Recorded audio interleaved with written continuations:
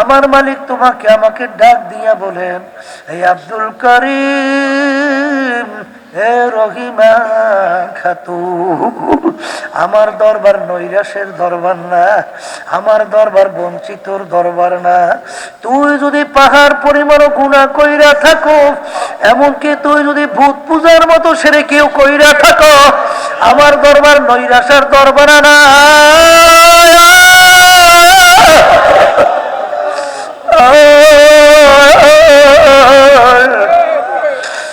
তুই যখন তুই চোখের পানি চাইরা দিলটাকে ভাইয়া আমার দরবারে সারেন্ডার হইয়া দুই হাত তুইলা ডাক দিবে, মালিক নাফরমান তোমার দরবারে হাজির।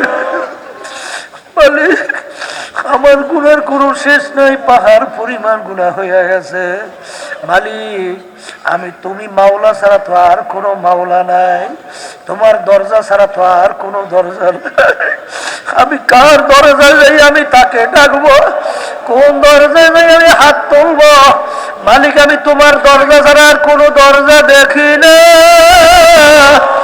মালিক তোমার দরবারে হাজির।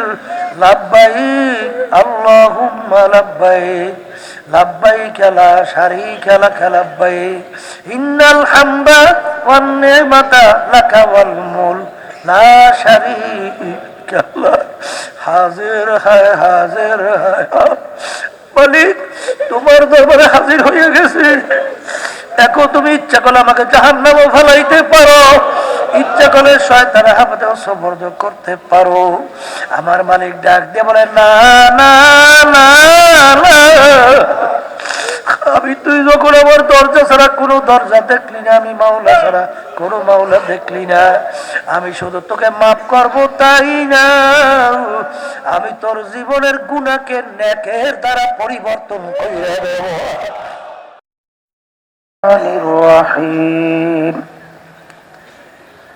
اليوم أكملت لكم دينكم وأتممت عليكم نعمتي ورضيت لكم الإسلام دينا صدق الله العلي العظيم সবাই দুরূদ শরীফ পড়ি।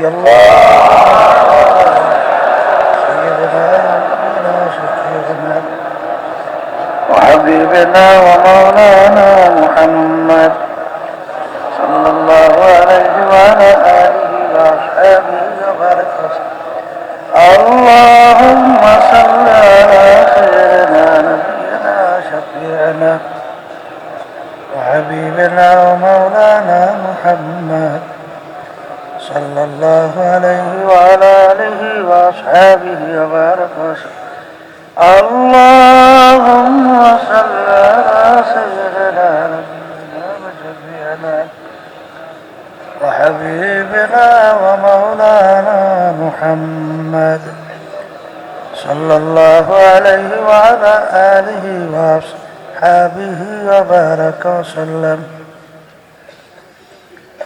শুকরিয়া আদায় করতেছি মহান রব্বুল আলামিনের দরবারে। রব্বুল আলামিন চরমনায় নমুনায় 3 দিন ব্যাপী মাহফিলের শেষ দিন, আজকের শেষ বৈঠক, আমাদেরকে সুস্থ সহি সালামতে রেখে দিনী মজলিসে আল্লাহ আসার বসার আলোচনা করার শোনার যে তৌফিক দান করলেন, শুকরিয়া তান সবাই বলি আলহামদুলিল্লাহ। কারো জন্যে শেষ মাহফিল হইতে পারে, নিঃশ্বাসের কিন্তু বিশ্বাস নাই, সেকেন্ডের কোনো ভরসা নাই, কে কখন কোন সময় কিভাবে রওনা করবে এটা কিন্তু কারো জানা নাই। দুনিয়ার যে কোনো কাজের একটা নির্ধারিত সময় তারিখ থাকে, কিন্তু মৌতের কোনো নির্ধারিত সময় তারিখ নাই। একজন এক আল্লাহর বান্দাকে জিজ্ঞাসা করছিল, হুজুর মৌতের কোনো নির্ধারিত সময় কি আছে? হুজুর বলছিলেন আছে। বলে তা কেমন? তুমি যেদিন জন্মগ্রহণ করছো তখন নির্ধারণ হয়ে গেছে তুমি একদিন মরবা।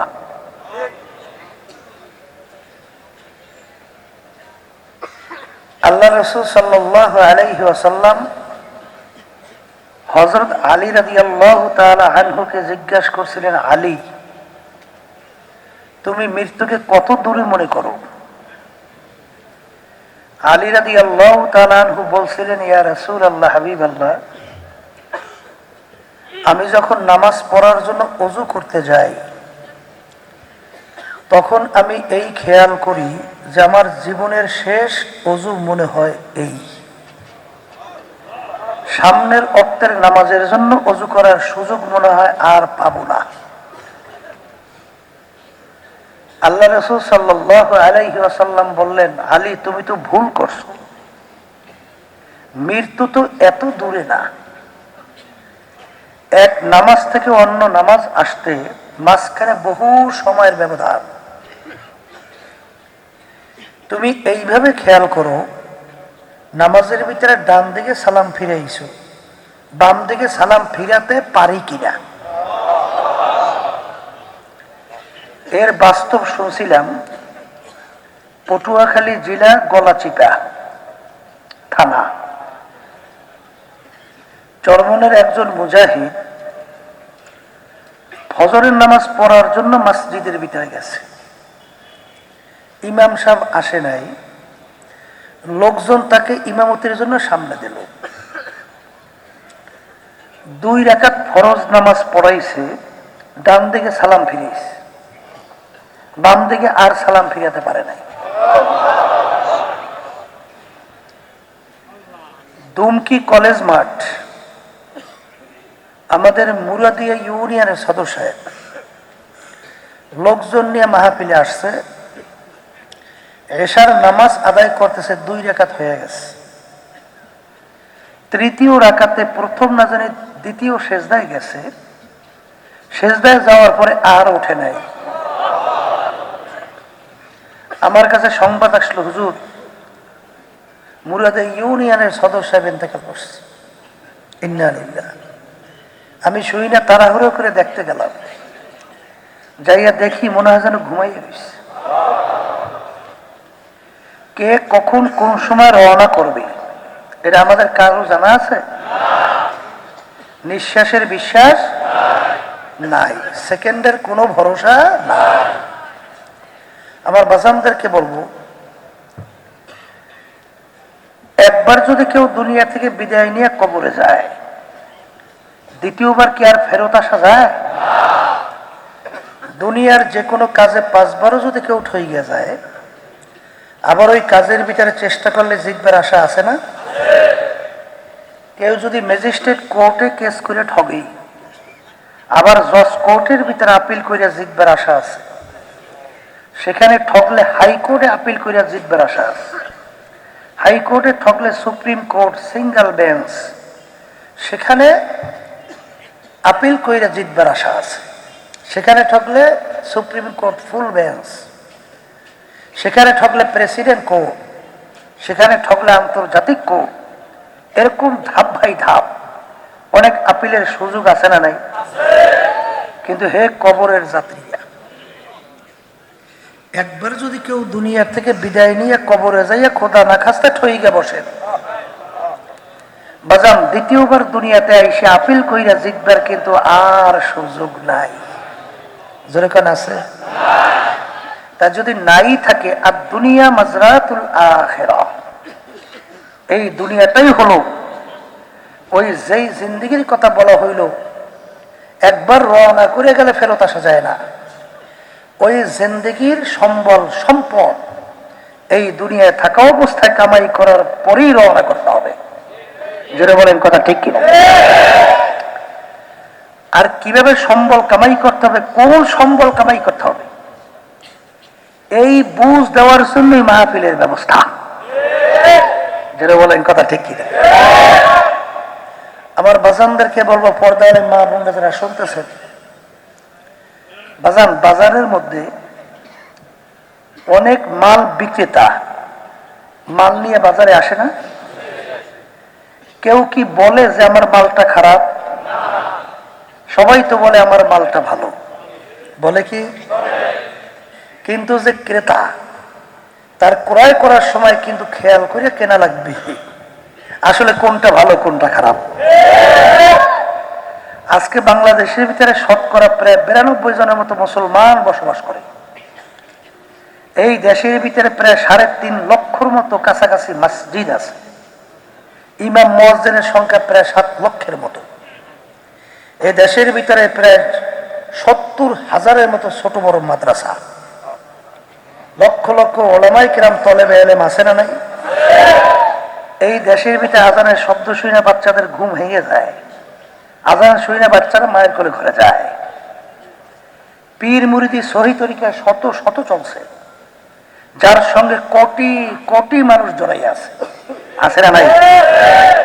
এখন আমার বাজানদেরকে বলবো, আমরা চরমনাইয়ালারা আমরাও তো একটা রাস্তা দেখাই যে আপনারা যদি এই নিয়মে চলতে পারেন, ঈমান মজবুত হইয়া আমলে সলেহ কইরেই দুনিয়া থেকে বিদায় নিয়ে জান্নাতে যাইতে পারবেন।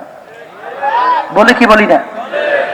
আবার আটরশি, চন্দ্রপাড়া, রাজারবাগ, দেওয়ানবাগ, মাঝবান্ডা, এই বিভিন্ন কায়দায় কায়দায় তারাও তো একটা পথ দেখায়, যেরকম দেখায় তাবলিগ, ফুরফুরা, জৈনপুর, সারসিনা, এই এরাও তো একটা পথ দেখায়, যেরকম দেখায় কি দেখায় না?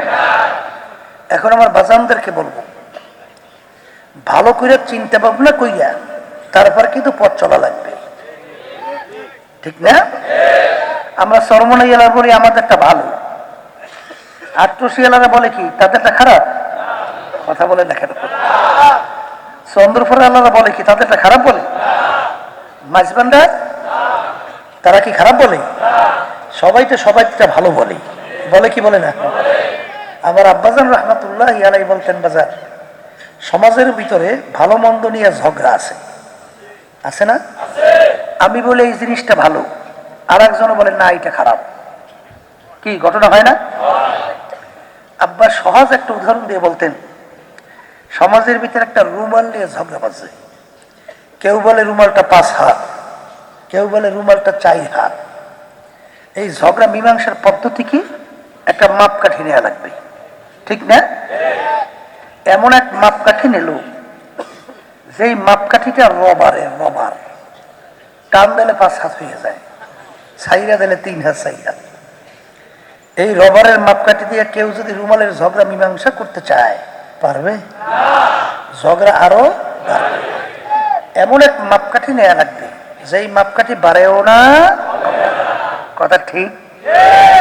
বাজান, ইসলামের ব্যাপারে, জান্নাতের ব্যাপারে, জাহান্নামের ব্যাপারে, কোরআন এবং হাদিসের ব্যাপারে বাজান কোনটা সঠিক কোরআন এবং হাদিস অনুযায়ী আমাদেরকে পথ দেখায়, এইটা আমরা বুঝবো কিভাবে?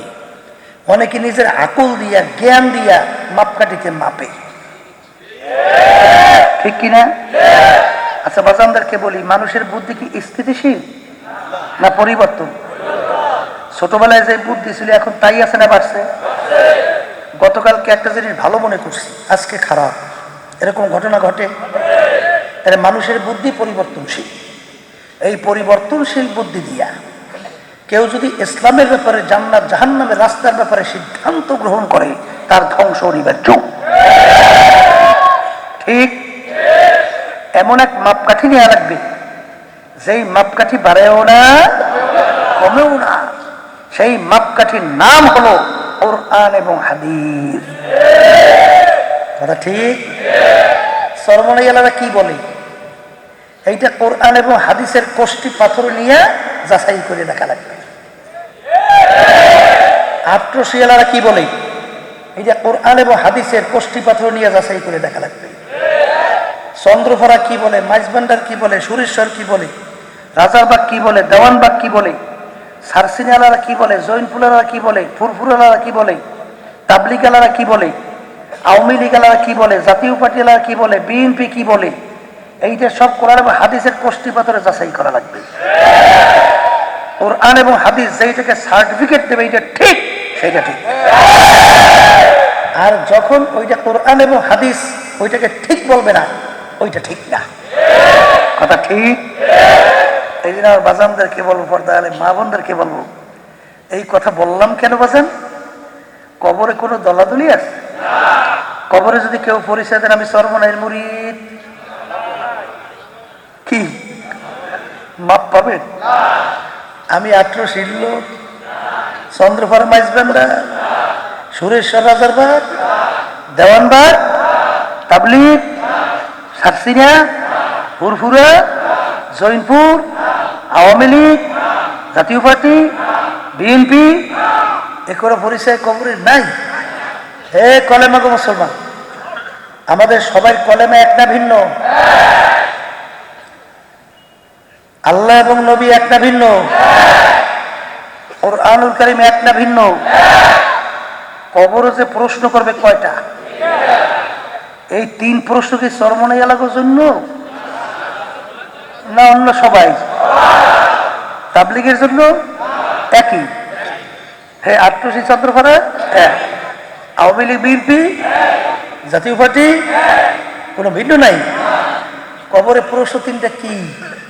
মান রব্বুকা 1 নম্বর, তোমার রব কে? 2 নম্বর প্রশ্ন ওমা দীনুকা। 3 নম্বর প্রশ্ন ওমা নবিয়ুকা। আল্লাহর হাবিবকে দেখাই বলেন মান হাযার রাজুল, বলো ব্যক্তি কে? এই 3 প্রশ্নের ভিতরে পাইছেন আপনি চরমনাইয়ের কিনা? মুখ খুলে কথা বলেন। তুমি ৮৮ সুরেশ্বর, তাবলিগ, এরপর জৈনপুর, ফুরফুরা, আওয়ামী লীগ, বিএনপি, জাতীয় পার্টি এর ভিতরে পাইছেন? তা যদি নাই পান তাহলে আবার বাজানদেরকে বলুন সতর্ক অবস্থায় ঠিকঠাক হইয়া কবরে যাওয়া লাগবে। আমার আব্বাজান রহমাতুল্লাহ আলাইহি বলতেন, বাজান যারা চরমনাইতে আসেন, আমি যতক্ষণ পর্যন্ত আপনাদেরকে কোরআন এবং হাদিস অনুযায়ী পথ দেখাবো ততক্ষণ পর্যন্ত আপনারা আমার কথা মানবেন। আর যখনই কোরআন এবং হাদিসের বাহিরে পথ দেখাবো তখন আমার চরমনাই থেকে, আমার থেকে আপনাদের ভাইকে যাওয়া ওয়াজিব হয়ে যাবে। এই কথা মনে আছে কার কার? হাত উঠান তো।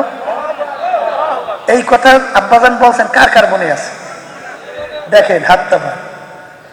তাহলে বুঝে গেল আব্বাজান রহমাতুল্লাহ আলাইহি বলতেন, বাজার আমরা লোকদেরকে চরমনাই ডাকি না, চরমনাইয়ের লোক দরবার ভারী হোক এই জন্য আমরা লোকদেরকে ডাকি না।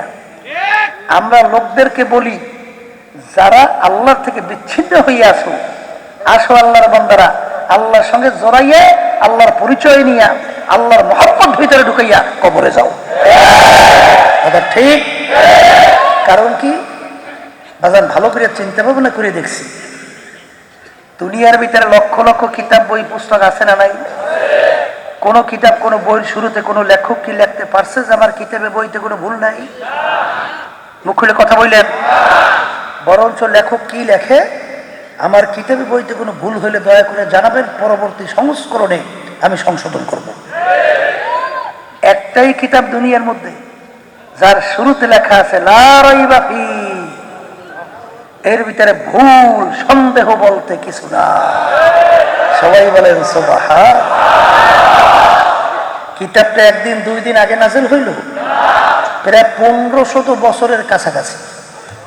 ঠিক যেই যুগের ভিতরে কোরআনুল কারীম নাযিল হইল, ইতিহাসের ভাষায় দেখবেন যুগটাকে অসভ্যের যুগ বলা হয়, অন্ধকারের যুগ বলা হয়।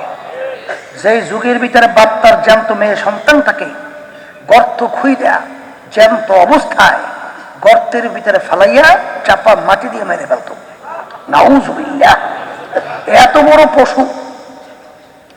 যেই যুগের ভিতরে কোনো টেলিফোন ছিল না, কোনো মোবাইল ছিল না, কোনো ফেসবুক ছিল না, কোনো ইন্টারনেট ছিল না, কোনো উন্নত মানের যোগাযোগ ব্যবস্থাও ছিল না।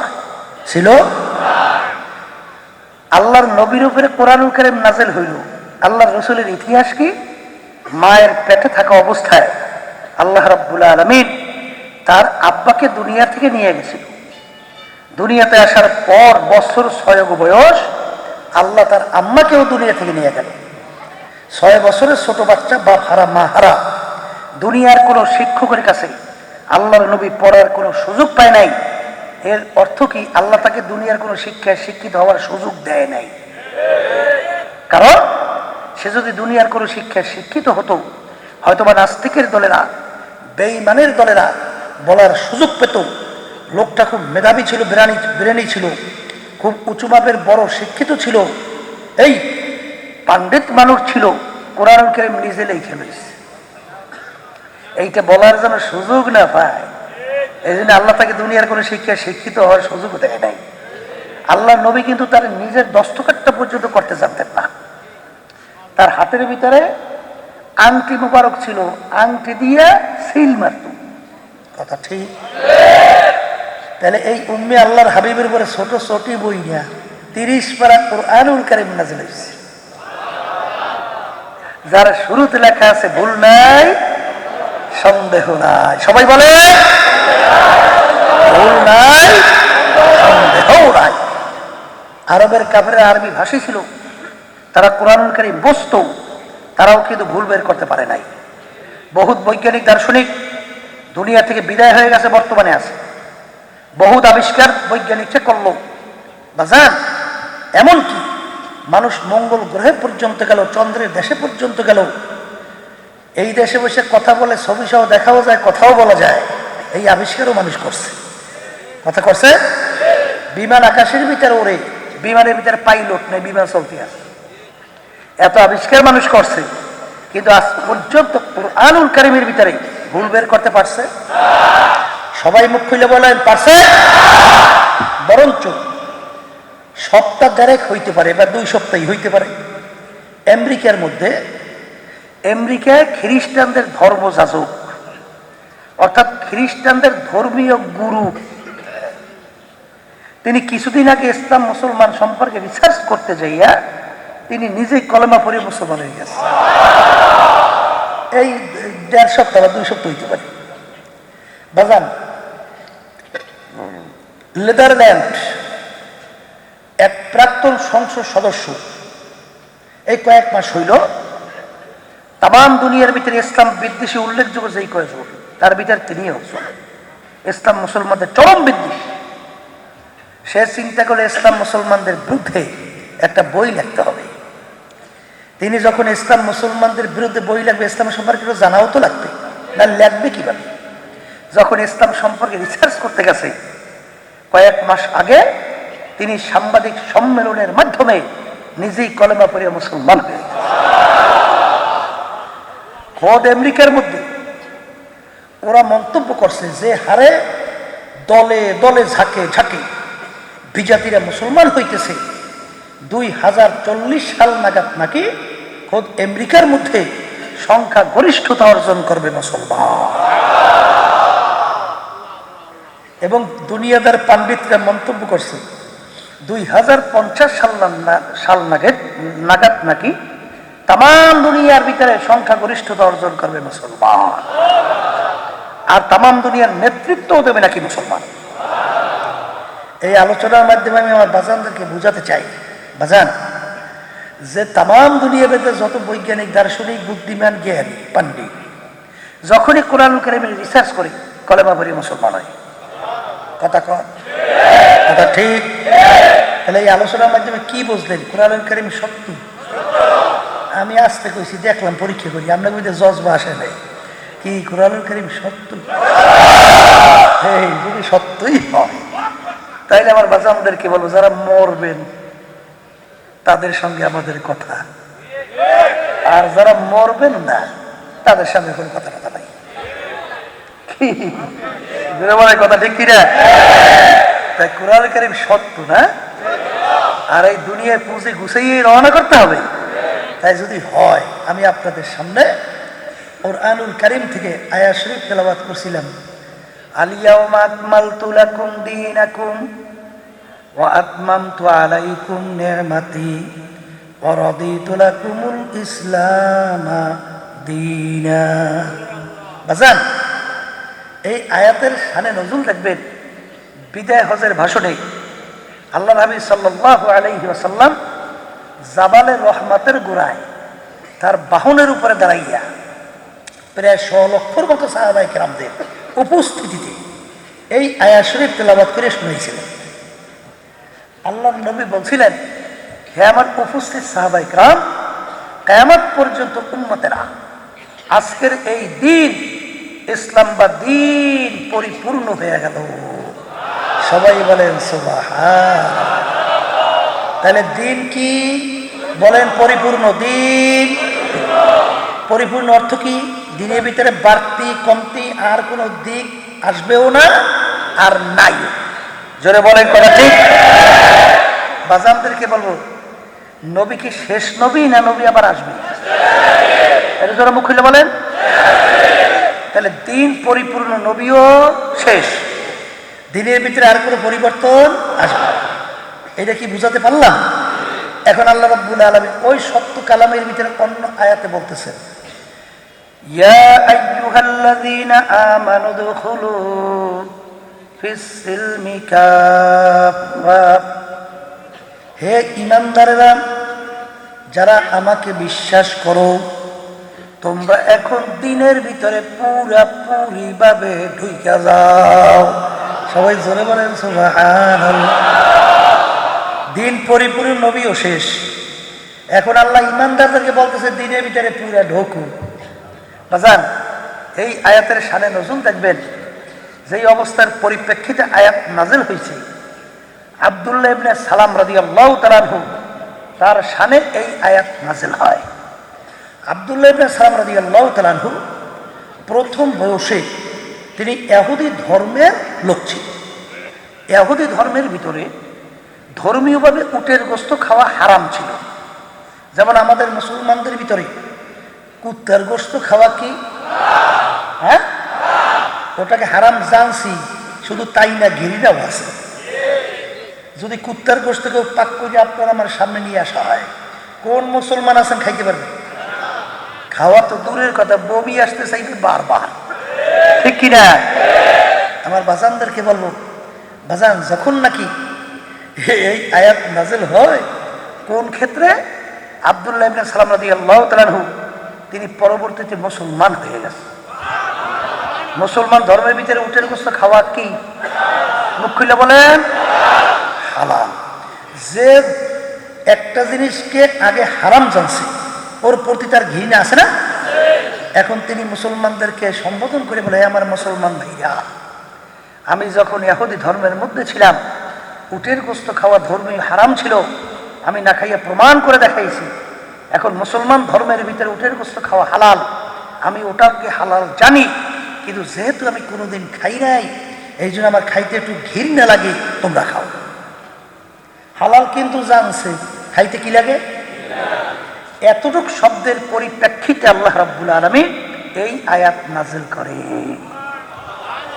হে আব্দুল্লাহ ইবনে সালাম, আমার হালালকে হালাল জানলে হবে না, খাইয়া প্রমাণ করে দেখানো লাগবে। যতক্ষণ পর্যন্ত খাইয়া প্রমাণ করে দেখাতে না পারবা, এই মুসলমানিতে আমার দরবারে কোনো কাজ হবে না। কি বুঝলেন? কিন্তু জানছে, একটু ঘৃণা লাগছে। আমরা অনেক মুসলমান আছি, জীবনে উটের গোশত খাই নাই। এই আছেন না? এই মজলিসের ভিতরে আছেন না? আচ্ছা, এই যে উটের গোশত না খাইয়া যদি আল্লাহর দরবারে হাজির হই, আল্লাহ আমাদেরকে ধরবে না? উটের গোশত না খাইয়া আসছো কা? কথা কয় না, ধরবে? হ্যাঁ, কেন ধরবে না? বলে যদি পাইতে তাইলে খাইতে, পাইলে খাইতে। আল্লাহর হালালের উপরে ঘৃণা। আপনি নামাজ পড়েন না, কাফের হন নাই। নামাজ লাগে কিসে? কাফের। ঠিক না? ঠিক। আল্লাহর হালালের উপরে ঘৃণা, এর জন্য এই আয়াত নাযিল হয়। আমরা উটের গোশত পাইলে খাইতাম, ছাড়তাম না, ঠিক কিনা? এই জন্য বাজানদেরকে বলবো, এক শ্রেণী আমার মুসলমান বাবারা আছে, এরা কিন্তু আল্লাহর বিভিন্ন হুকুমের উপরে একটু ধিক্কার দিয়ে বলে, এই যে লাগে কিতে, জোরে বলেন নাউজুবিল্লাহ। নাউজুবিল্লাহ। কাজ কিন্তু 12টা বাজছে। কাজ কি 12টা কিন্তু বাজছে, 12টা বুঝছেন? অর্থাৎ কাম ওই আমাকে গেলেন মেরা কয় কাম মফেজ রাতে, অর্থাৎ কাম শেষ। ঠিক এই জন্য বাজানদেরকে বলবো, বাজান আল্লাহ পুরা দিনের ভিতরে ঢুকতে বলছে। ঠিক আমার আব্বাজান রহমতুল্লাহ উদাহরণ দিয়ে বলতেন, তুমি মসজিদের ভিতরে এক পা রাখছো, আর এক পা যদি বাহিরে থাকে, কেউ বলবে না লোকটা পুরা মসজিদের মধ্যে, কেউ বলবে না লোকটা পুরা বাহিরে, বলবে মসজিদেও না বাহিরেও না, মাঝামাঝি। কথা ঠিক? আল্লাহ রাব্বুল আলামিন যেটাকে যে অবস্থানে রাখছেন, ফরজকে ফরজের স্থানে রাখতে হবে, ওয়াজিবকে ওয়াজিবের স্থানে রাখতে হবে, সুন্নাতকে সুন্নাতের স্থানে রাখতে হবে, হারামকে হারামের স্থানে রাখতে হবে, মাকরু তাহরিমাকে মাকরু তাহরিমের স্থানে রাখতে হবে, মাকরু তানজিকে মাকরু তানজির স্থানে রাখতে হবে। কথা ঠিক? বর্তমানে কিন্তু এক শ্রেণী দেখা যায় শরীয়তের ভিতরে যেইটা কোনো ফরজ ওয়াজিব সুন্নাত কিছু না, সেইটাকে এমন গুরুত্ব দেয় মনে হয় ফরজের চেয়েও বেশি। এইটাকেই বলা হয় গুলু ফিদ্দিন, দিনের ভিতরে বাড়াবাড়ি, সম্পূর্ণ হারাম। কথা ঠিক কিনা? এই জন্য বাসানদেরকে বলবো, দলে ফলে পড়ছো বাজার, দল ফলটা করবে কি? কবরে কোনো দলের পরিচয় আছে? হ্যাঁ, বর্তমানে এক সাইডে আমার বাবার আস মিলাদ নিয়ে খুব বাড়াবাড়ি করে, করে কি করে না? আবার যদি না দাঁড়ায় হেলে এটা তো মুসলমানই না। আছে না ভাই? আছে। আমার বাজানদের কে হলো, বাজান খবরদার খবরদার।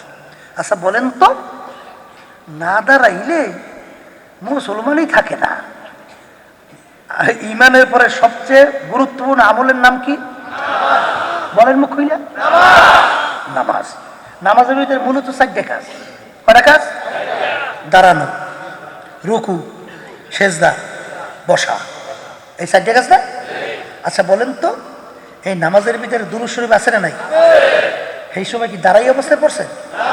রুকু অবস্থায়? সেজদা কোন সময় পড়ছেন? আচ্ছা বসা অবস্থায় নামাজে দুরূদ পড়ছেন না? তখন কি আল্লাহর নবী নাম আসছে? দুরূদ বুঝি বোঝেন না? আল্লাহর নবীর নাম আসছে? আচ্ছা তখন আল্লাহর নবীর নাম আসলে তখন আল্লাহর নবীর সম্মান গেল কোথায়? তখন দাঁড়াইলেন না কেন? তখন কেন দাঁড়াইলেন না? তখন সম্মান আল্লাহর নবী শেষ। এই কথা বলেন। নবী আমার বলেন তার মহব্বতের পরিচয় কি? আল্লাহ নবীর নাম শুনলে বুক থাপড়ানো, চুমো দেওয়া, হ্যাঁ লাফাইয়ে দাঁড়াদাঁড়ি করে পাগল হয়ে যাওয়া। নবী আমার বলতেছেন তার মহব্বতের পরিচয় কি? মান আহাব্বা সুন্নতি ফাকাদ আহাব্বানি, যারা কি আমার সুন্নাতকে মহব্বত করবে সে গোয়া কি আমি নবী কি মহব্বত করলো। আমি বলছি না আল্লাহ নবী বলছে? হ্যাঁ, এই জন্য বাজানদেরকে বলো বাজান, হ্যাঁ কেউ যদি এটাকে ফরজ ওয়াজিব সুন্নাত মনে নাই করিয়া এমনি দাঁড়াইছে, এই জন্য এইটা নিয়ে কেউ বাড়াবাড়ি করবেন না। কারণ ফেতনা কিন্তু কতলের চেয়েও মারাত্মক। এক শ্রেণী কিন্তু আছে এমন ভাবে ঝগড়া ছাড়ি বাজাইয়ে দেয়, মানে সুন্দর পরিবেশ নষ্ট করিয়া সেখানে একটা মারামারি পিটাপিটি ক্ষেত্র তৈরি করে। কথা ঠিক কিনা? এই জন্য বাজানদের করো, যেটা যে স্থানে আল্লাহ রাখছেন, আল্লাহ নবীর মাধ্যমে আমাদেরকে দেখাই গেছেন, ওইটাকে ওই স্থানে রাখার নামই হলো শরিয়াত। জোরে বলে কথা ঠিক না? ঠিক। এই জন্য বাজানদেরকে বলবো বোঝা লাগবে, পাগল হইলে হইবে না। আমার আব্বাজান বলতেন, বাজান কোনটা শরীয়তের বাইরে আমি বলছি সঙ্গে সঙ্গে আমাকে ধরাও, সঙ্গে সঙ্গে ধরাও। আমি যদি না ফেরি তাইলে মনে করবো আমি গুমরা হয়ে গেছি, আমার থেকে তোমাদের সইরে যাওয়া অজীব হবে। শরীয়তের ব্যাপারে পাগল আল্লাহর বান্দা কেমন মজবুত ছিল। মনে আছে দুই একটা ঘটনা শুনে দিই। বাজান আব্বাজান রহমাতুল্লাহি আলাইহি বিবাহের মজলিস, আব্বাজানের বিবাহ বলছেন নৌশা, আজকে দিনের নতুন সে হইল বাদশাহ। কি বিয়ের দিন নওশা বুঝেন নাই? সে বাদশাহ। এই জন্য দেখবে যত বিবাহের পর্বে আছে জামাইয়ের জন্য একটু উঁচা জায়গা বানায়, বানায় না বানায় না, ওইটারে খুব কায়দা করে সাজায়। ওই জায়গায় যে নওশা বসবে, মানে সে আজকে দিনের বাদশাহ। আর যত বড় মেয়ে আছে সব নিচে। ঠিক আব্বাজার রহমাতুল্লাহ আলাইহি নওশা হিসাবে ওই যে নওশার যে স্টেজ ওখানে যেয়ে বসছে। এখন তার শালিয়া তখন তেমন বড় হয় নাই, ফুলের মালা নিয়ে আসছে দুলাভাইয়ের গলায় দেবে। কথা বলছে আল্লাহর কুতুব। ওই মজলিসের ভিতরে একটা চিৎকার মারে বের হয়ে গেছে। কয়জন পারবেন? কয়জনে পারবেন? ওই মুহূর্তে বিবাহের মজলিসে ওই মজলিস ভাঙে উঠে যাওয়া কয়জনে পারবেন বলেন?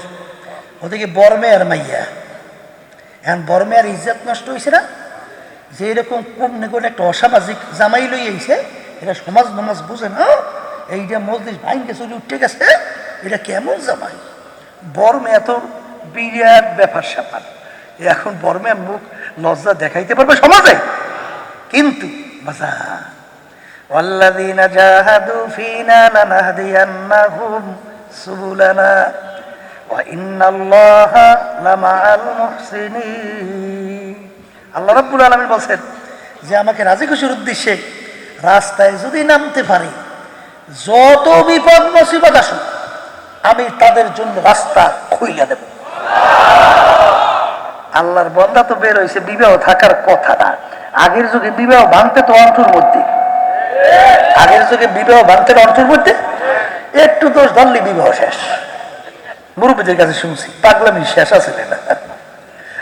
এখন বর্মে উল্টা বিলে যাই আব্বাজান রহমাতুল্লাহ আলাইহি যাইয়া মাপ চাওয়ার মতো বলতেছে, দুলামিয়া ওরা তো বোঝে নাই, ওরা ছোট মানুষ করিয়ে বসছে, ওদেরকে আমরা ধাপড়াইছি, আপনি আসেন। সম্মান আল্লাহ আরো বাড়াইয়ে দিয়েছে। ঠিক শুনছি আব্বাজানের কথা। এক ঈদের ব্যাপারে দাদাজান রহমাতুল্লাহ আলাইহি আলেম ওলামারা সহ সব একমত হয়েছে আগামী দিন ঈদ হবে। কথা বুঝে? আব্বাজান রহমাতুল্লাহ যে বলতেছেন বাবাজান, দাদাকে বাবাজান ডাকতো, বাবাজান কিতাব অনুযায়ী আগামী দিন ঈদ করা যাবে না। দাদাও খুব রাগিয়াছিল, খেয়েছে, তুই বেশি বোঝো, আই এরা বুঝে না, তুই এত চালাক হইছ। আব্বারে ধাপড়ে এইভাবে সরাই গেছে, বুঝছেন? সবাই ঈদগাহ ঈদের জন্য গেছে, কিন্তু আল্লাহর বান্দা ফজলুল করিম রহমাতুল্লাহ রোজা ভাঙে না। ঈদগাহও গেছে কিন্তু রোজা ভাঙে নাই। পরে প্রমাণ হয়েছে আব্বাজান যেই কথা বলছেন কিতাব অনুযায়ী শরীয়ত অনুযায়ী ওইটা ঠিক।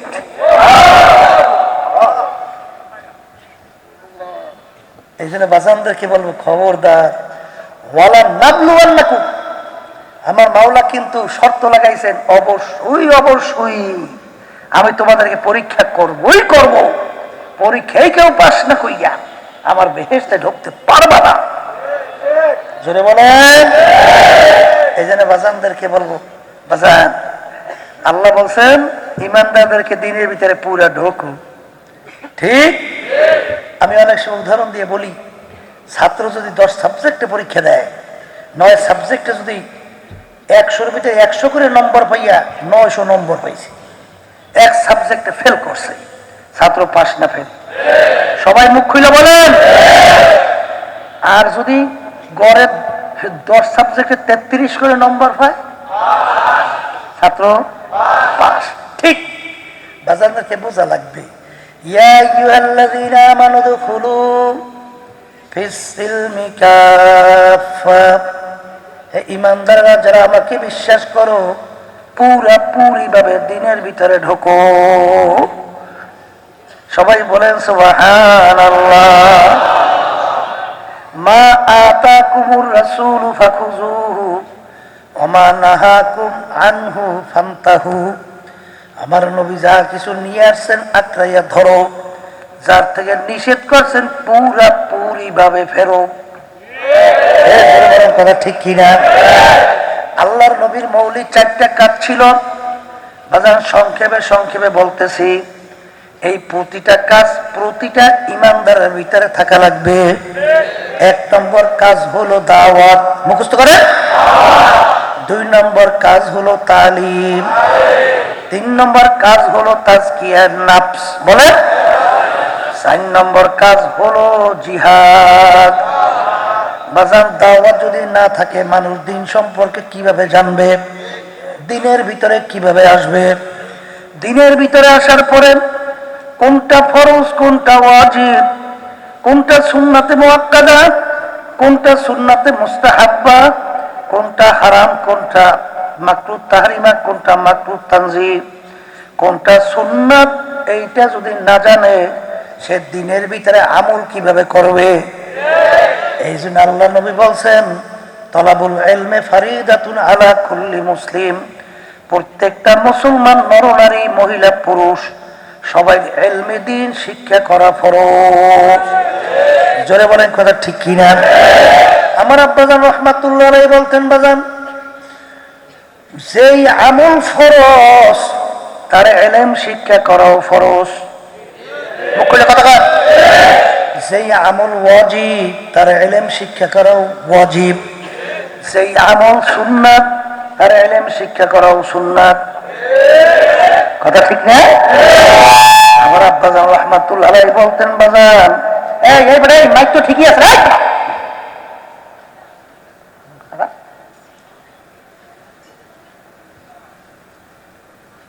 যেই আমল ফরজ তার ইলম শিক্ষা করা কি?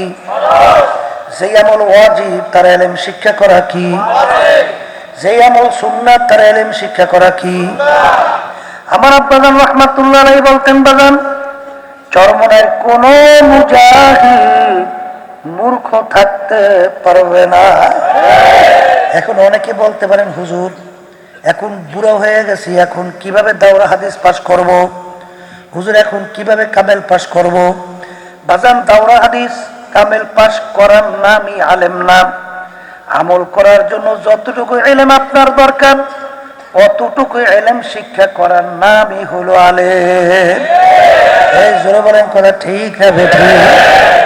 বাজান আব্বাজান রাহমাতুল্লাহ আলাইহি মুরব্বীদের জন্য একটা বয়স্ক কোরআনুল কারীমের ট্রেনিং কোর্স প্রতিষ্ঠিত করে গেছেন। আমার আব্বাজান বলতেন, বাজান যদি 15 দিনের জন্য দৈনিক তুমি যদি 2 ঘন্টা করে সময় দিতে পারো, আল্লাহর ফজলত করমে তুমি একজন আলেম হইতে পারো। এক কবরের যাত্রীরা নামাজের ভিতরে সহিভাবে তেলাওয়াত করা কিরাত ফরজ, ওয়াজিব না সুন্নাত? মুখ খুলে কথা বলে। ফরজ না?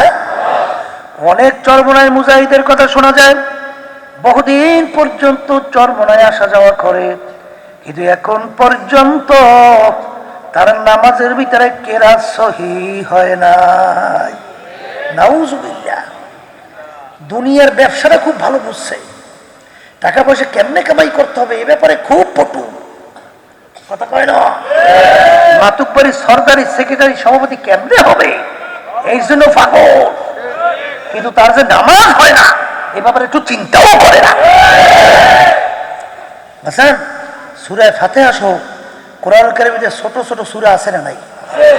এই ওয়াল আসরি ইন্নাল ইনসানা লাফি খুসর আছে, ইন্না আতাইনাকাল কাউসার আছে, কুল হুয়াল্লাহ, সূরা ফালাক, সূরা নাস। তুমি যদি সূরা ফাতিহা এবং 4টে সূরা তুমি যদি সহি করতে পারো, আজীবন তুমি ঘুরে ঘুরে নামাজ পড়বা, তোমার নামাজ সহি। কথা বলেন না কেন? এতটুকু পারবেন না? এতটুকু না পারলে আপনি ভেস্তে যাওয়ার আশা করেন কেন? কেন আশা করেন? ও আশা ছাইড়া দেন। কথা ঠিক কিনা? ইলমে দ্বীন শিক্ষা করা কি?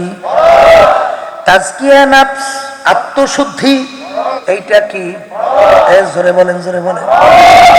বাজার বর্তমানে বাংলাদেশে যত আউজাউল, মূল হলো আত্মশুদ্ধি নাই। বর্তমানে একদল আলেম বের হয়েছে, আলেম দেখতে পারে না। এক পীর আর এক পীরকে দেখতে পারে না। এক মুফতি আর এক মুফতিকে দেখতে পারে না। বর্তমানে একদল বের হয়েছে, চরমনাই মোটে সহ্যই করতে পারে না।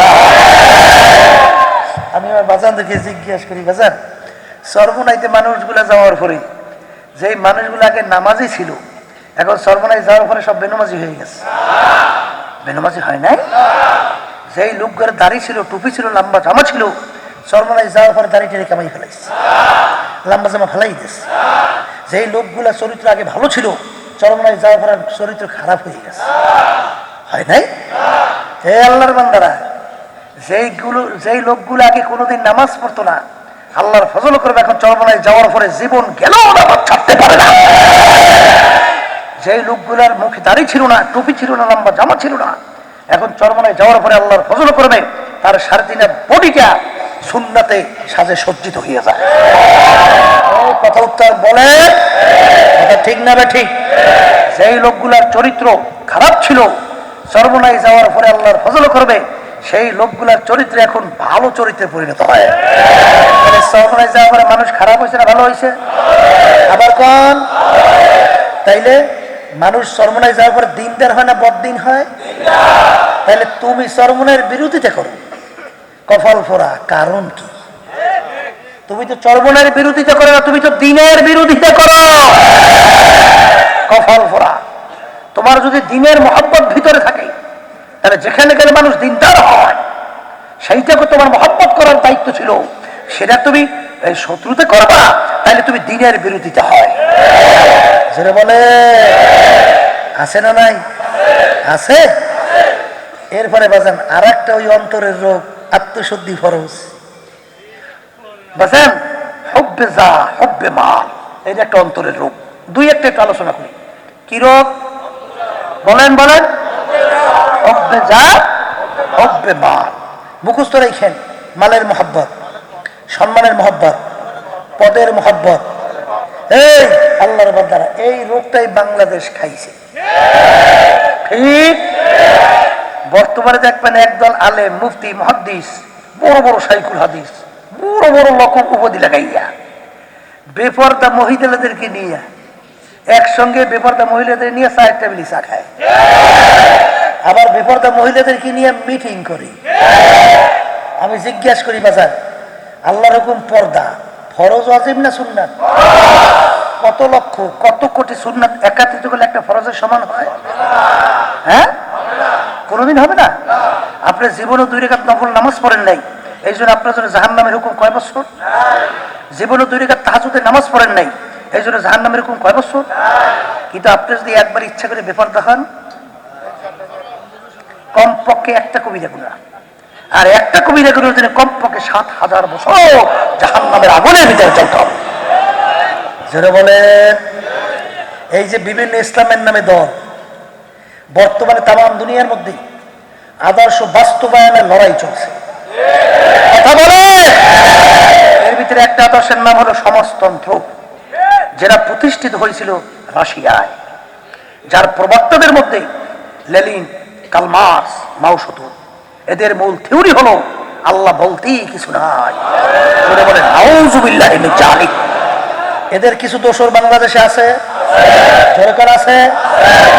আর একটা নীতি আদর্শ, তার নাম হলো প্রচলিত গণতন্ত্র, যেটা বহুল প্রচলিত আমেরিকায়, যার প্রবক্তা আমেরিকার আব্রাহাম লিঙ্কন, খ্রিস্টান ছিল, আমেরিকার প্রেসিডেন্ট। তিনি বলছিলেন সমস্ত ক্ষমতার মালিক জনগণ। শিক্ষার মানে নাউযুবিল্লাহ।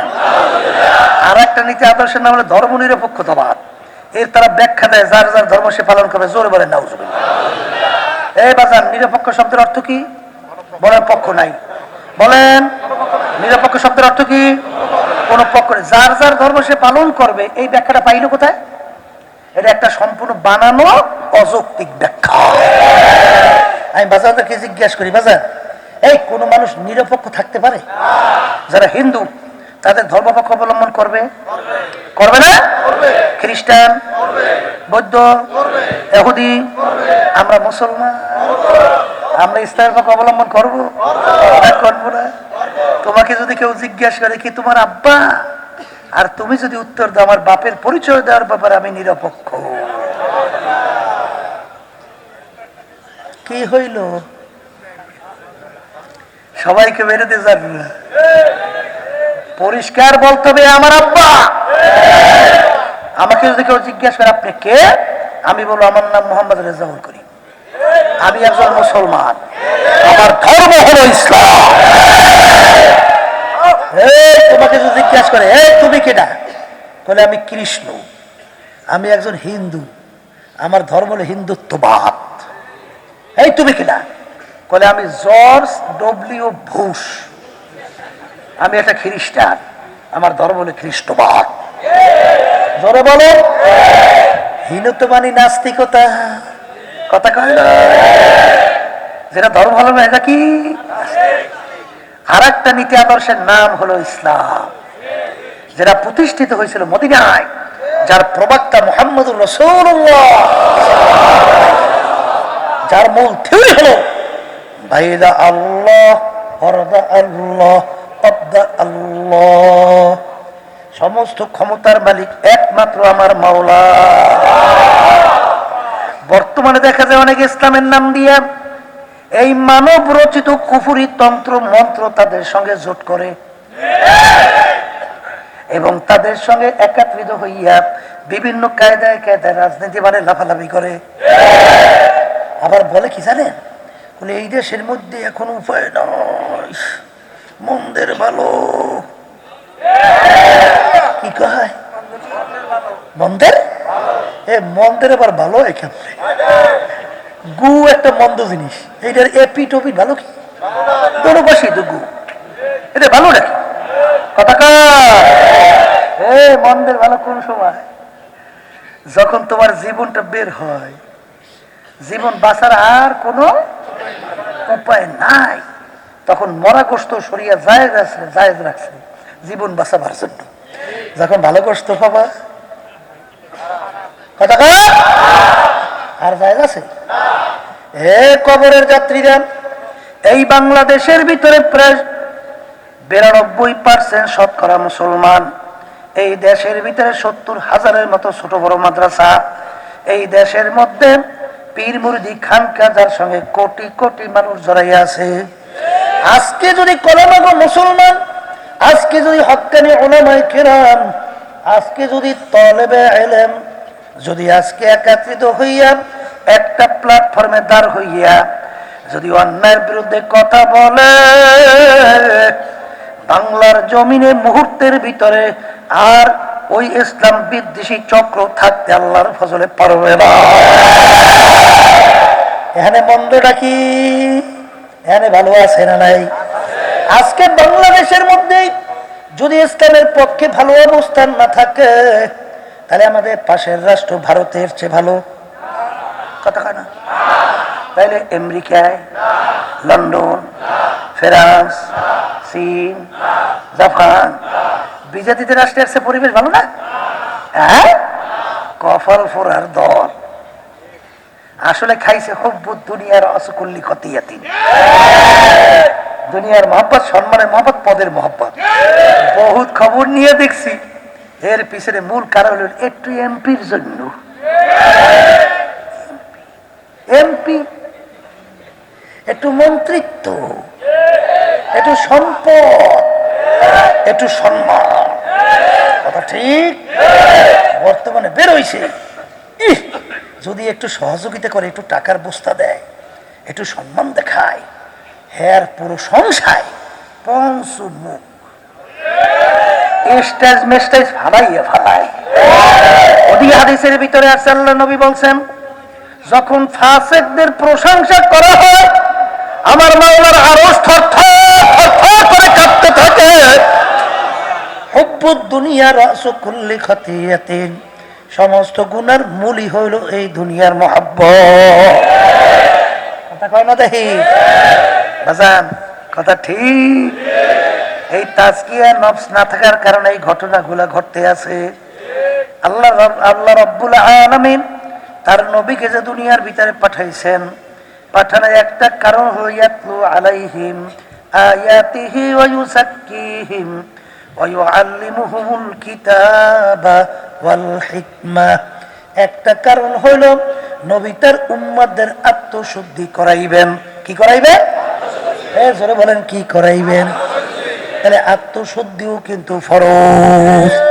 আর এই আত্মার সঙ্গে হলো মানুষের সম্পর্ক। কারণ বাজার আল্লাহ রাব্বুল আলামিন আল্লাহু আকবার বলতেছেন, উলাইকা কাল আনআম, এক শ্রেণী মানুষ দুনিয়ার ভিতরে এরকম আছে চতুষ্পায় জানোয়ারের মতো। চতুষ্পায় এইটা শুই না, কুত্তায় কয় কথার কথা, কুত্তা বলে রব্বুল আলামিন আপনি ওদেরকে আমাদের সঙ্গে তুলনা করছেন, আমাদের লজ্জা হয়। কেনা কয়? কুত্তায় কয়। বলে আমাদের লজ্জা হয়। কে তোর লজ্জা হয় কেন? বলে রব্বুল আলামিন ওরা যা পারে ও আমরা পারি না। বলে তা কি কত একটু কি? রব্বুল আলামিন তুমি আমাদেরকে অনেক সময় এই একটা কুকুর নি, ওর 4-5টা বাচ্চা হয় না? হয় না? হয় না? ওই বাচ্চাগুলো যতক্ষণ পর্যন্ত চলাফেরা কইরা নিজেরা খাওয়ার মতো উপযুক্ত না হয় ততক্ষণ পর্যন্ত মা কুত্তাকে বাচ্চাকে ছাড়িয়ে যায়? হ্যাঁ, ছাইরে তো যাই না। যত ভালো ভালো অফার আসুক, যত ভালো সঙ্গী আসুক, সব খ্যাত করে লড়াই দেয়, ওর বাচ্চাকে লালন পালন করে। বর্তমানে কিন্তু এক শ্রেণী বাইরেছে 2-2.5 মাসের বাচ্চা, 2-2.5 বছরের বাচ্চা ফালাইয়া রাইখা পরকিয়া প্রেমের ভিতরে পইরা কুত্তার চেয়ে খারাপ আচরণ কইরা তারপর চইলা যায়। এটা কুত্তায়ও পারে না, যেটাই অসভ্য ও পারলো। সেই জন্যই বলছে বাবু আমরা তো লজ্জা পাই। সেটা বলেন কথা ঠিক না? এখন আল্লাহ রাব্বুল আলামিন বলতেছে যে তোদের মতো কইছি লজ্জা পাইছো, কথা ঠিকই কইছো। তাহলে বাল হুম আদল, এমন এক শ্রেণীর মানুষ দুনিয়ার মধ্যে যেগুলা কুত্তা শিয়াল শুয়ারের চেয়েও খারাপ। এর জোরে কান আছে না নাই? এই সম্পর্কটা হইল আত্মার সঙ্গে। কি সঙ্গে? জোরে বলেন। আর আল্লাহর নবী বলছেন, আলা ইন্না ফিল জাসাদি মুদগাহ ইযা সালুহাত সালুহাল জাসাদু কুল্লু ওয়া ইযা ফাসাদাত ফাসাদাল জাসাদু কুল্লুহু আলা ওয়া হিয়াল কলব। প্রত্যেকটা মানুষের ভিতরে একটা গোশতের টুকরা আছে, ওইটার নাম হইল কলব, আত্মা। ওইটা যখন ভালো হইয়া যায় ওই মানুষটা এক পর্যায়ে ফেরেশতার চেয়েও সম্মানিত হইয়া বাজান। তাহলে আত্মা শুদ্ধ করা কি? আর একটু আস্তে আস্তে কর। হ্যাঁ, নির্বাচন আইলে গলা ফাটাই ফেলায়। খাইছে কি? রং সার মুড়ি খাইছে, খাইয়া গলা ফাটাইছে। এমন স্লোগান দেয়, আমার নেতার চরিত্র ফুলের মতো পবিত্র, নামাজ পড়ে না একক তো, এবং খারাইয়া খারাইয়া মতে। আর আমার বাংলাদেশের আমার রিক্সাওয়ালা ভাই রৌদ্রের ভিতরে কষ্ট কইরা রিক্সা চালায়, মাথার গাম টপ টপ কইরা পায়ে পড়তে থাকে। ওই রিক্সার ট্যাক্সের টাকাটাও সরকারি ফান্ডে জমা হয়, আর ওই টাকা মাইরা খায়। হ্যার নেতার চরিত্র বলে ফুলের মতো পবিত্র। জোর কন্যা এই বাংলাদেশের ভিতরে জরিপ হয়েছে, জরিপ টিআইবি একটা জরিপ করছে, 100 জন এমপি মন্ত্রীর ভিতরে 97টা চোর। এখন অনেকে কইতে হুজুর 3টা তো ভালো আছে, হ্যাঁ 3টাও চোরের পক্ষ করে, আবার বলে আমি অমুক। তুমি কি? তুমি একটা চোরের সহযোগী, তুমি একটা চোর। ভালো মানুষ কোনোদিন চোরের সহযোগিতা করতে পারে না, পারে না। জোরে বলেন কথা ঠিক? এই আত্মশুদ্ধির অভাবে যত গন্ডগোল বাংলাদেশে দরকার আছে। আর 4 নম্বর বলছিলাম জিহাদ। 4 নম্বর তরবারি নিয়ে কোফাকবি করবেন, গাড়ি নিয়ে ফিটাফিটি, বন্দুক নিয়ে ঠাস ঠাস, এই নাম জিহাদ। জিহাদ কাকে বলে? এই মুসলিম শরীফে হাদিসে আর সাল্লাল্লাহু নবী বলছেন, মান রাআ মিনকুম মুনকারান ফালিয়ুগাইয়িরহু বিয়াদিহি ফাইল্লাম ইয়াস্তাতি' ফাবিলিসানিহি ফাইল্লাম ইয়াস্তাতি' ফাবিকলবিহি ওয়া যালিকা আযওয়াফুল ঈমান। অন্যায়ের বিরুদ্ধে তোমার যদি শক্তি থাকে অন্যায়কে হাত দিয়া ফিরাও, ওই পরিমাণ শক্তি না থাকলে মুখ দিয়া বইলেও অন্যায়কে ফিরাও। ওই পরিমাণ শক্তি না থাকলে মনে মনে পরিকল্পনা করো কিভাবে অন্যায়কে ফেরানো যায়। শেষের অবস্থানকে আল্লাহর নবী বলছেন ঈমানের দুর্বল অবস্থা। এটা কিন্তু ঈমানের সঙ্গে সম্পর্ক, পাগলামি মনে করিলেন না। বইয়ে বইয়ে ফ্যাট ডলবেন আর ভেস্তে যাইবে, শিখাইছে কে?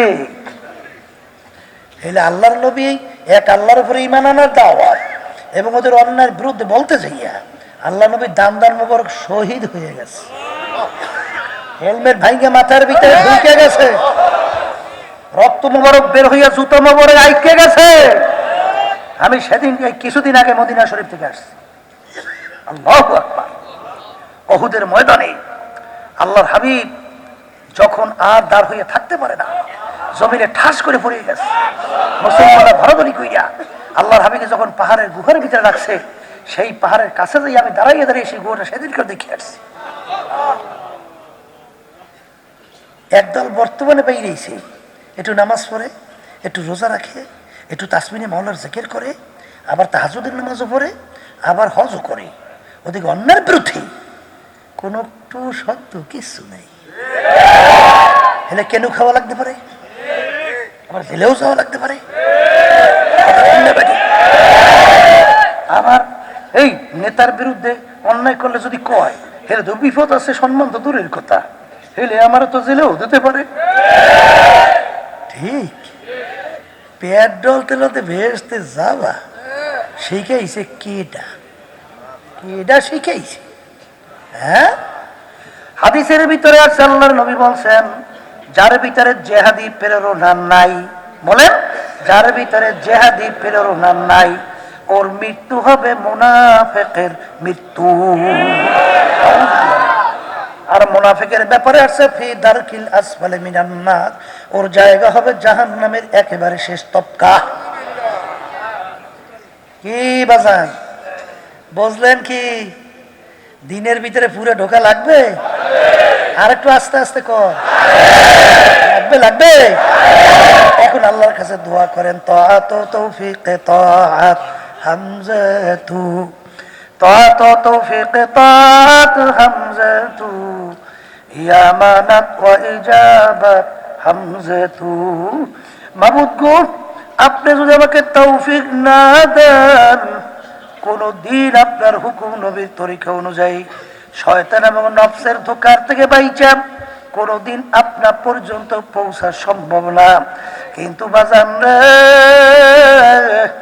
সন্তান এক পাও দুই পাও হাঁটতে পারে, মা দূর থেকে ডাক দে বাবা আসো আসো। মা যখন ডাক দেয় বাচ্চা পারে না হাঁটতে, মায়ের ডাকে বাচ্চা পাগল হইয়া যখন দৌড় দেয় ঠাস করিয়া পইরা যায়, বাজান পইরা জোরে চিৎকার মারে। আরে মার কলিজার ভিতরে আঘাত পড়ে, মার কাজ হাতের থেকে পইরা যায়। মা দৌড় দিয়ে দিয়ে সন্তানকে ধরে, দেখে সন্তানের তামাম গায়ে পায়খানা প্রসাবে ভরা।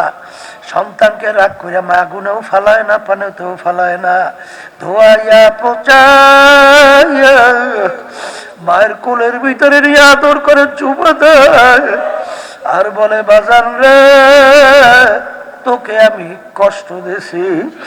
এ দুনিয়াদার পাগল আমার বাবারা, মা সন্তানকে যত মায়া করে এর সে শত গুণ হাজার গুণ লক্ষ গুণ বেশি মায়া করে আমার মাওলা বান্দা বান্দীকে।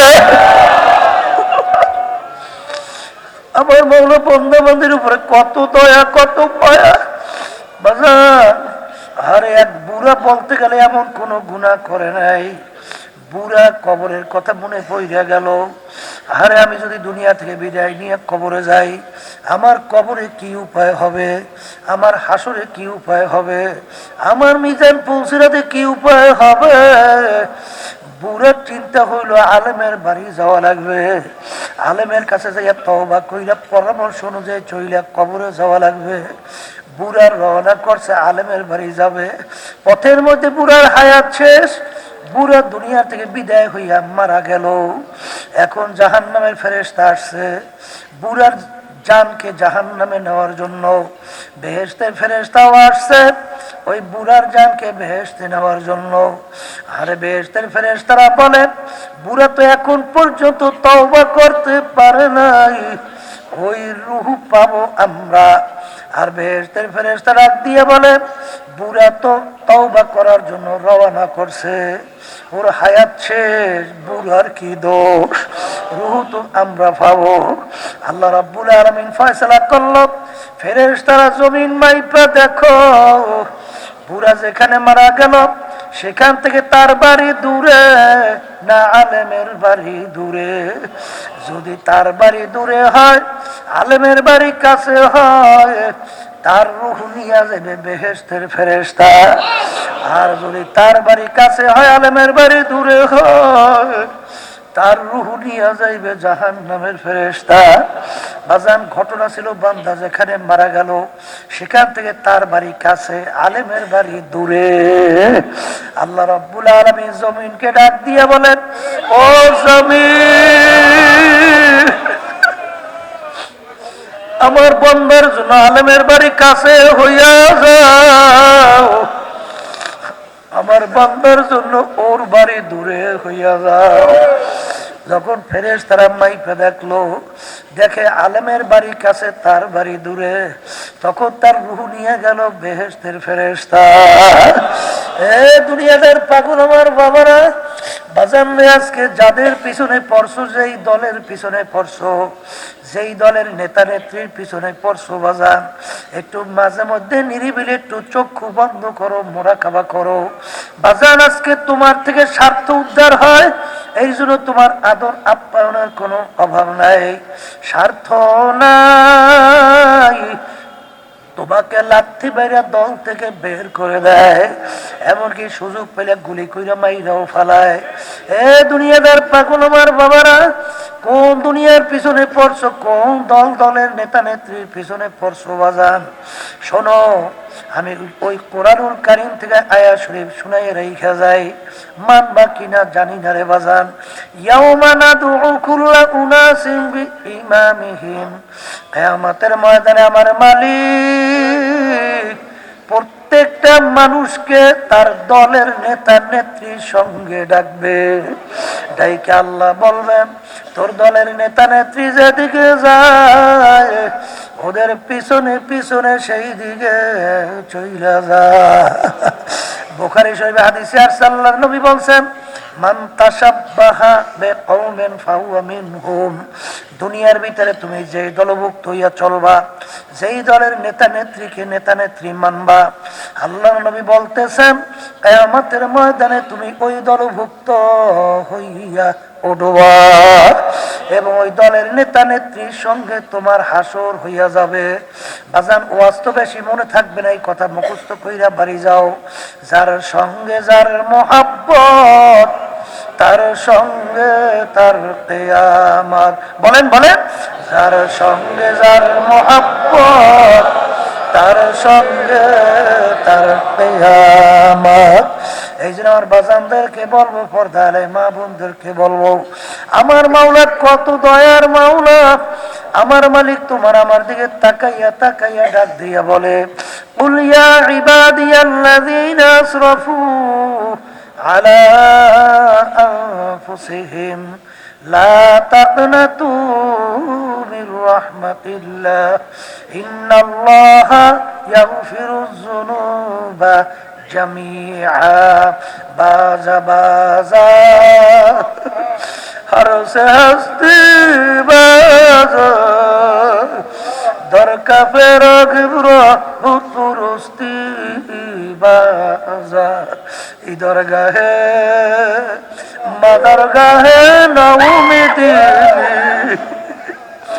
সদবরাগার তওবা শিকাস্তি বাজা।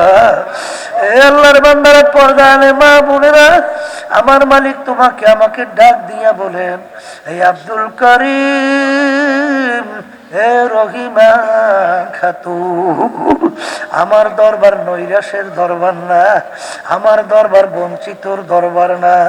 তুই যদি পাহাড় পরিমাণ গুনাহ কইরা থাকো, এমনকি তুই যদি ভূত পূজার মতো সেরে কেউ কইরা থাকো, আমার দরবার নৈরাশের দরবার না।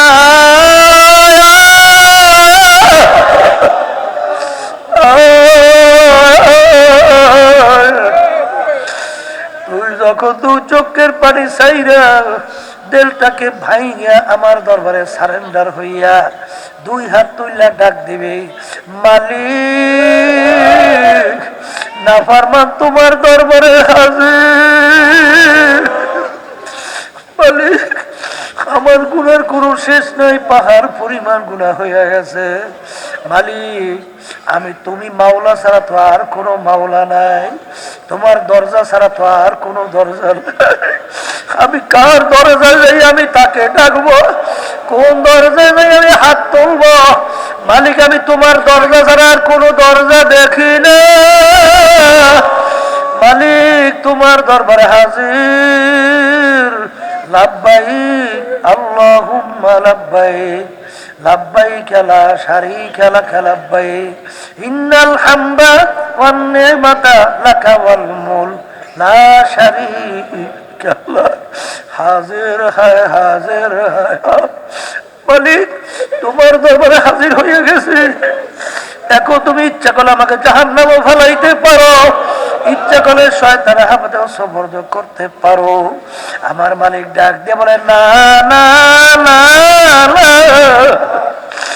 আমি তুই যখন আমার দরজা ছাড়া কোনো দরজা দেখলি না, আমি মাওলা ছাড়া কোনো মাওলা দেখলি না, আমি শুধু তোকে মাফ করবো তাই না, আমি তোর জীবনের গুনাহকে নেকের দ্বারা পরিবর্তন করে দেব। হে দুনিয়াদার পাগল আমার বাবারা, কোন দলের পিছনে পড়ছো, কোন টাকার পিছনে পড়ছো, কোন সম্পদের পিছনে পড়ছো, কোন সম্মানের পিছনে পড়ছো? একটু মাঝে মধ্যে একটু চক্ষু বন্ধ করো, মনকে বুঝাও। আরে বাজান, আল্লাহর ভাষায় কোন এক কবি বলেন, যখন তোমার কেউ ছিল না তখন ছিলাম আমি, এখন তোমার সব হয়েছে পর হয়েছি আমি। হে বন্দাবান্দি মনে রাখিস, আবার যখন তোমার কেউ রবে না তখন রব আমি, আবার কাছে আসতে হবে যতই ভাবো তুমি। হে দুনিয়াদার পাগল আমার বাবারা, তুমি আর আমি যখন আমার মায়ের পেটের মধ্যে ছিলাম, তখন তোমার কোন দল, কোন দলের নেতা নেত্রী, কোন ক্ষমতা তখন তোমার মায়ের পেটে তোমাকে আমাকে সাহায্য করতে পারছে? বাজান, কত অন্ধ মানুষ তোমার আমার সামনে হাত পাইতা দুই চোখের পানি ছাড়ে, কান্দে আর বলে, হুজুর আমাকে মাওলা দুইটা চক্ষু দেয় নাই, আপনাকে কত সুন্দর দুইটা চক্ষু মাওলা দান করছে, আপনি তামাম দুনিয়া কত সুন্দর ভাবে দেখেন, আমি তামাম দুনিয়াটা দেখি অন্ধকার আর অন্ধকার। হে দুনিয়াদার পাগল আমার বাবারা, আমার মাওলা ইচ্ছা করলে তোমাকে আমাকে অন্ধ কইরা পাঠাইতে পারতো কি পারতো না?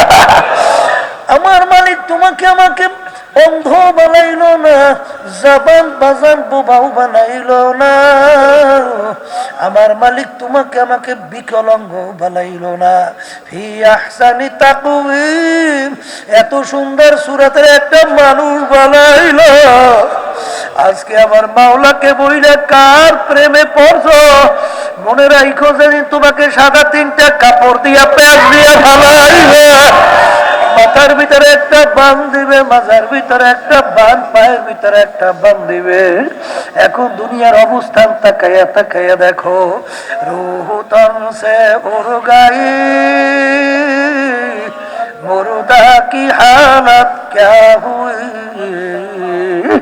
ছোট ছোট বাচ্চারা আব্বা আব্বা কইয়ার চিল্লায়, বাচ্চা বাপের গায়ের ভিতরে পড়ে, বাপকে ধরে, বাপ তো আর বাচ্চার ডাকে সাড়া দেয় না। এই স্ত্রীর কাছে বৈশা ডাকে, স্বামী ওঠো ওঠো। স্বামী তো আর কোনোদিন উঠবে না, আর কোনদিন ডাকের সারাও মিলবে না। এই জন্য আমার বাজানদেরকে বলবো, ওই অবস্থান দিকে তাকাইয়া মুরাকাবা করো। মাথার বান্দে বুঝা গেল রে মন, আর কোন দিন মাথা নাড়ার শক্তি নাই। মাজার বান্দে বুঝা গেল রে মন, আর কোন দিন উঠে বসার শক্তি নাই। পায়ের বান্দে বুঝা গেল রে মন, আর কোন দিন হেঁটে চলার শক্তি নাই। হে দুনিয়াদার পাগল আমার বাবারা, হারামকে হারাম বলো না, ঘুষকে ঘুষ বলো না, সুদকে সুদ বলো না, পরের মাল ঠগাইয়া নিজের মাল বাড়াতে চিন্তাও করো না। ভাজান ফরিদপুর গেছিলাম, একজন আমাকে বলে, হুজুর একটা বড় ধনী মানুষ মারা যাওয়ার পরে যত অন্ধকার হয়ে আসতেছে, ঘর থেকে ডাক দিয়া বলে তাকে রাত্রে ঘরে রাখা যাবে না, ছোট ছোট বাচ্চারা মরা লাশ দেখলে ভয় পাইবে। বাজার মসজিদের ভিতর থেকে খাট বের কইরা খাটের ভিতরে উঠাইয়া সারা রাত্র মসজিদের বারান্দায় ফালাইয়া রাখলো। তার কামাই করার টাকার বাড়ি তাকে জায়গা দেয় না। এই জন্য আমার বাজানদেরকে বলবো, পর্দালে মা বোনদেরকে বলবো, ও মুসাফির বান্দ গাঠুরি বহুদূরে ঠিকানা, আজ ভিজানা কাল ভিজানা কবর আখের ঠিকানা।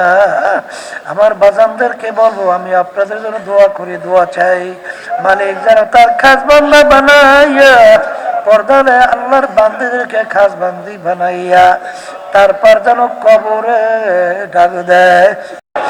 এ ঘরের মেয়ে লোকেরা হাত উঠাও, গুণের কথা মনে করো,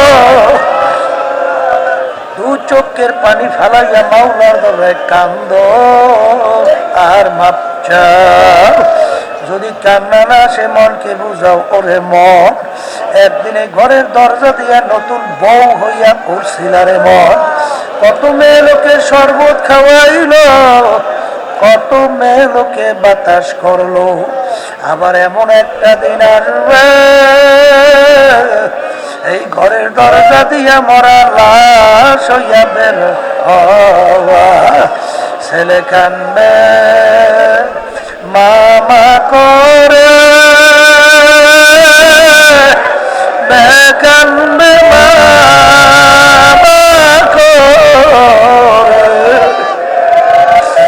জবাব আর দিবা না। বাবুদ আপনি মাঠের দিকে তাকাইয়া দেখে আল্লাহ আপনার বন্দারা কিভাবে কান্দে। বাবুল আমাদের ছেলেও মরে নাই, মেয়েও মরে নাই, গুনাহ করে বসছি রে, মাফ করে দেন গো মাওলা, মাফ করে দেন। আল্লাহর বান্দারা জোর করে কান্দো, আল্লাহর বান্দারা জোর করে কান্দো। সন্তান মারা গেলে চোখে পানি আসে, সম্পদ নষ্ট হয়ে গেলে চোখের মধ্যে পানি আসে। তোমার আমার গুনার কারণে জাহান্নামের আগুন জ্বলছে, ওই জাহান্নামের আগুন চোখের পানি ছাড়া কান্নাবে না। বাবু তো যাদের উসিলে মাহফিল হইল, যারা মাহফিলের জন্য চেষ্টা খাটনি সাহায্য করলো, আমরা যারা মাহফিলে উপস্থিত হয়ে গেলাম, আমাদের সবার উপরে খাস মেহেরবানি নাযিল করেন আল্লাহ। হে আল্লাহ, আমরা হাত তুললাম, আমাদের আম্মা আব্বা দাদা দাদু নানা নানু আত্মীয় স্বজন যে যার কবরের ভিতরে শুয়ে রয়েছে, আমরা দোয়া করলাম, দয়া মায়া করে আপনি তাদের কবরকে বেহেশতের বাগান বানায় দেন আল্লাহ। সমস্ত মুমিন মুমিনাতের দরজা বেহেশত বলন্দ করে দেন আল্লাহ। আমি সহ যারা অসুস্থ সবাইকে সুস্থ করে দেন। বিশেষ করে আমাদের হান্নান ভাই আল্লাহ অসুস্থ, আল্লাহ সুস্থ করে দিয়ে, ওই আমাদের ছাত্র মুস্তাফিজ অসুস্থ সুস্থ করে দিয়ে আল্লাহর যে কোন নিয়ে থেকে হাত তুলছে জানি না, সবাই দেবেন নেক মাকসাদ আপনি পুরা করে দিয়ে আল্লাহ। মাহফিলকে আপনি হেদায়েতের জরিয়া বানাইয়া দিয়ে। সুবহান রাব্বিকা রাব্বিল ইজ্জাতি আম্মা ইয়াসিফুন ওয়া সালামুন আলাল মুরসালিন আলহামদুলিল্লাহি রাব্বিল আলামিন।